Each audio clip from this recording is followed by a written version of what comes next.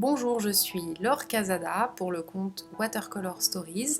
Ceci est ma première vidéo et je vais vous montrer comment réaliser une couronne à l'aquarelle composée d'éléments marins. Cette vidéo sera suivie d'une deuxième partie consacrée à la retouche sous Photoshop. Pinterest est une source d'inspiration indispensable pour trouver les éléments qui vont composer cette couronne. Il vous suffit de faire des recherches sur les éléments des fonds marins. C'est ce qui m'a permis là d'avoir un modèle pour la queue de sirène, pour le coquillage ou pour l'hippocampe. Je commence d'abord par un trait au crayon que je repasse ensuite avec un feutre à l'encre indélébile. Je vous conseille la marque Micron.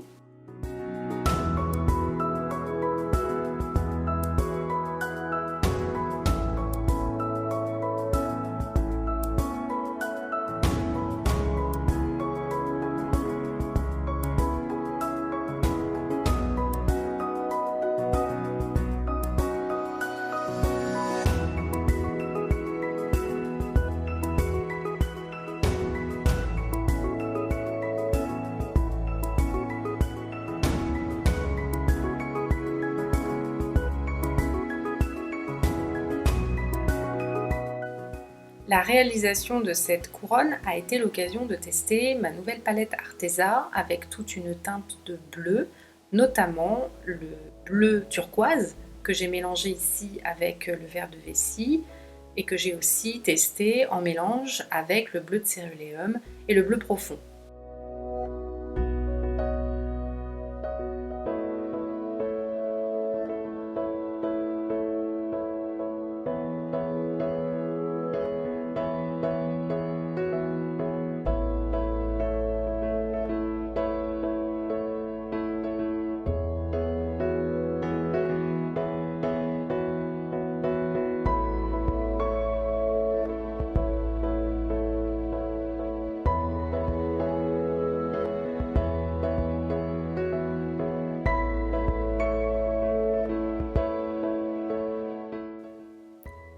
L'avantage d'avoir un dessin aussi détaillé est que cela vous sert de socle ensuite à poser votre peinture.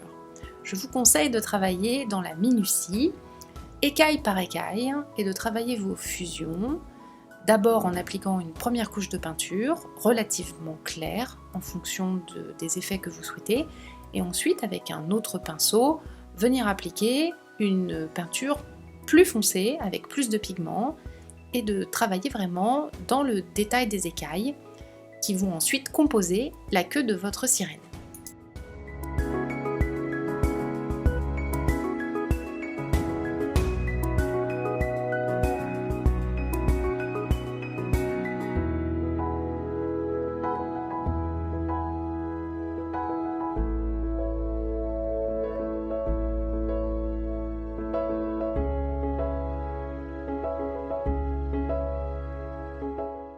Afin de créer des volumes, je vous conseille de laisser des espaces blancs dans votre dessin, dans votre peinture, et de ne pas peindre toutes les écailles.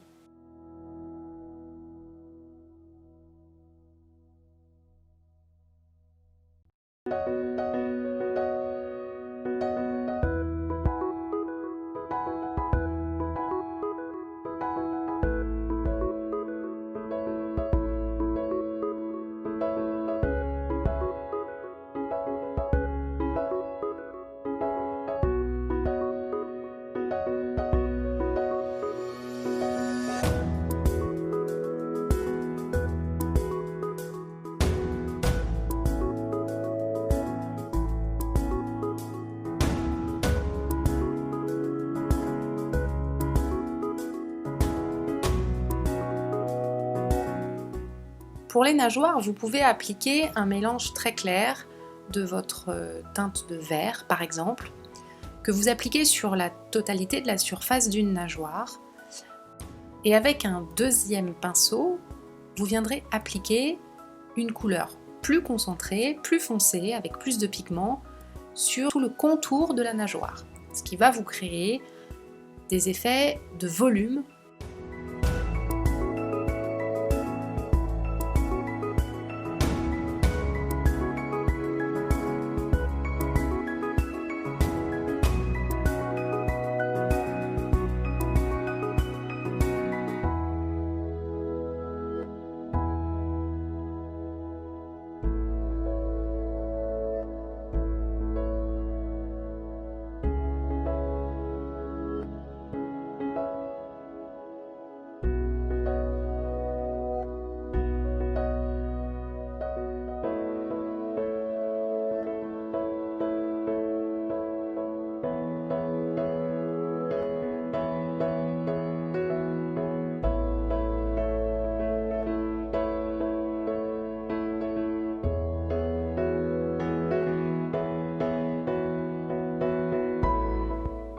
Le travail sera le même pour les différents éléments de la couronne.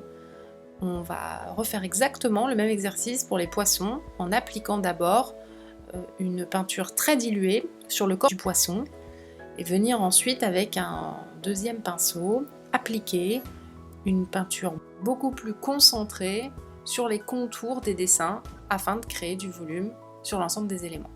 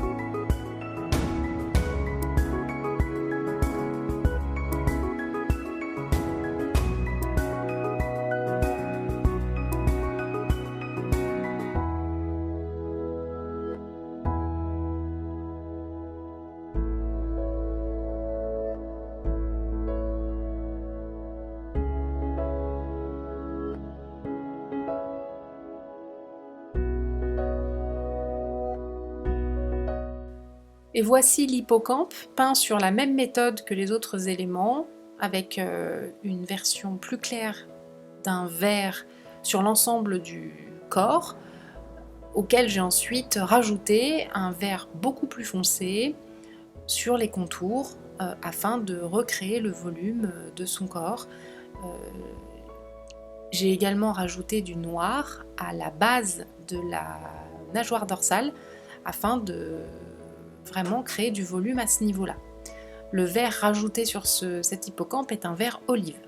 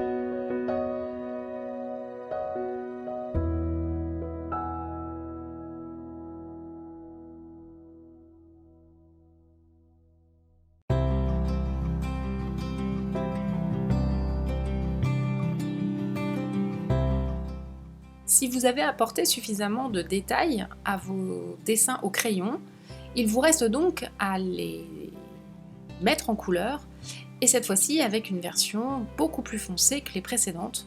J'utilise pour ma part un pinceau extrêmement fin, dont je donnerai les références en description de cette vidéo, sur lequel j'applique une version beaucoup plus foncée de bleu et de vert en fonction des éléments de la couronne, et je viens peindre les détails des coquillages, des nageoires des poissons, des dessins sur les écailles.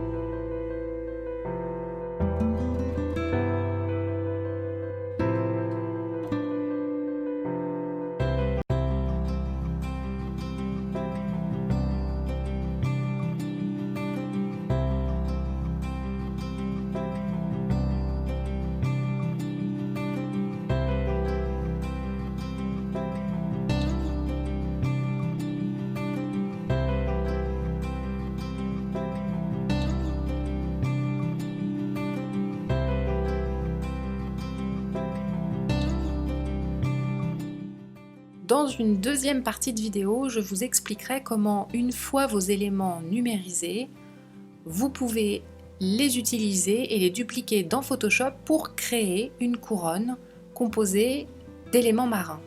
Photoshop vous permet aussi de retravailler les volumes et les lumières qui auraient été perdus à la numérisation. À bientôt!